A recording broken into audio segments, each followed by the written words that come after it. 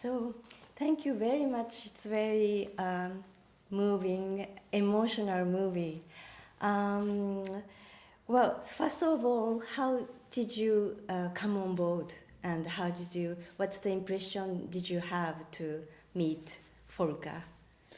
Well, I'd met him before, but he contacted me, and I, of course, wanted to work with him because he's such a great director. But then he sent me the script, and it was very different from all other scripts I read. It was so much literature, and I'm usually against that in films, but here it was so beautiful, and I was thinking, yeah, maybe we can do literature, but without illustrating it, not trying to break it down into scenes, not destroying it, and just delivering the literature, but with scenes in between. And so that was the challenge and the experiment what we wanted to do. So how did you collaborate with him? And as you said, it's like the script is like a lot of dialogues, narration. It's like literature, and also it's not real adaptation. So there are so much thoughts of Volker in the script, I think. So how did you collaborate with him, and what's his uniqueness as director? Yeah, what we did was we had several readings of it and workshops of it here in Berlin, and with Kolb Torbin, and then it was adjusted and rewritten a couple of times before we started shooting. Then when we were shooting, we didn't say much. We just had fun doing it, and we tried a lot. We were allowed to do the scenes with different colors and temperatures over and over again if we wanted to, and it was a very creative experience. And your character, Max, he lives, suddenly he starts again to go back to 70 years ago, and he's attracted by the past. So what do you think about his character, and what attracts you in him? What attracted me was that to me, he's not unique at all. He's a very normal man, like me, like Volker, like Max Frisch and Colin Torbe.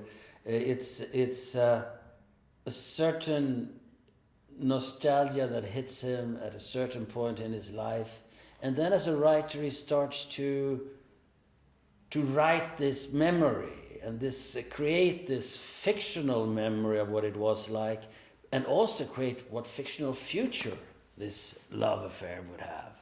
And that dream he carries into his first meeting with Rebecca, and it's silly, of course. And she says, "You cannot dream me."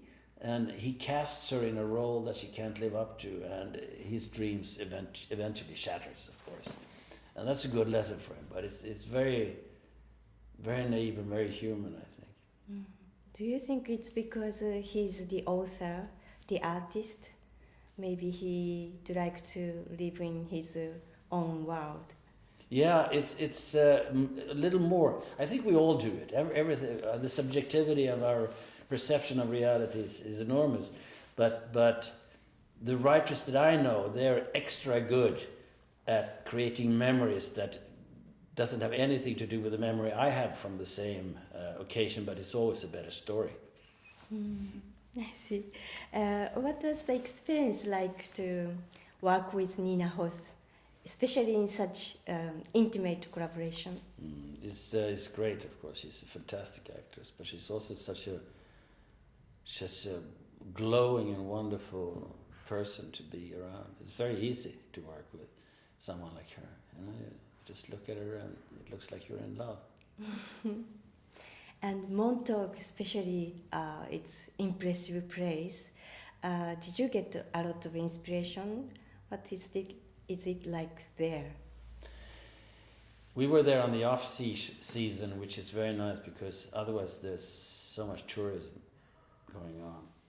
And it is magic because since it's surrounded by water, the light is reflected from everywhere, which gives this magical shine to it. and the sound of the waves and the salt in the air and everything, and I liked it a lot. And do you have your own Montauk? I mean, What do you mean? anything? Yeah. A love or affair like that?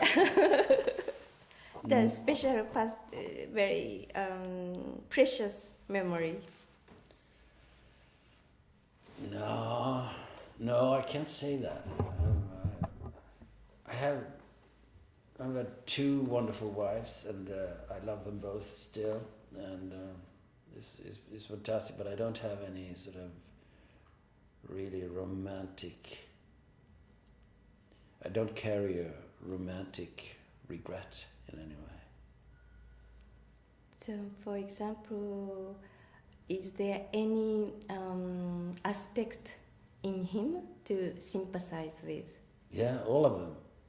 He doesn't. It's not that he's doing morally right in any way, but I totally understand him,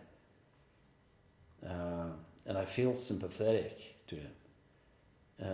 Like most of us, when we do harm, it's usually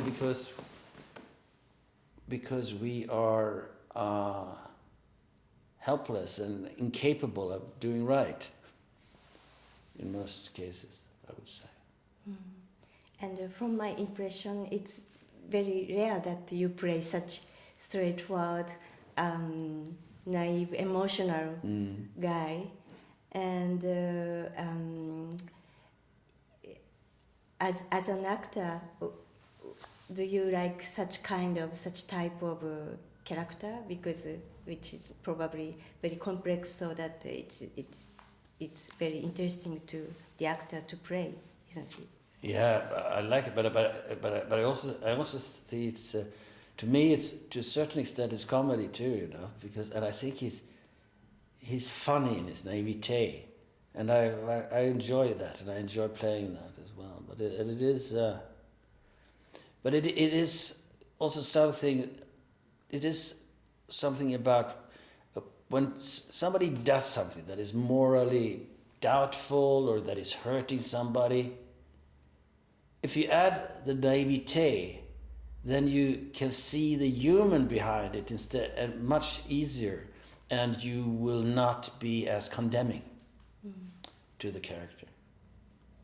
Because it's most of the harm we do the child in us do it out of lack of possibilities to act better. And I have such a faith in human beings, and I like human beings in general. Even big children like Mr. Trump, I feel sorry for the child, but he should just not be there. He should be in kindergarten. Exactly. Yeah. Thank you so much. Thank you. Thank you very much.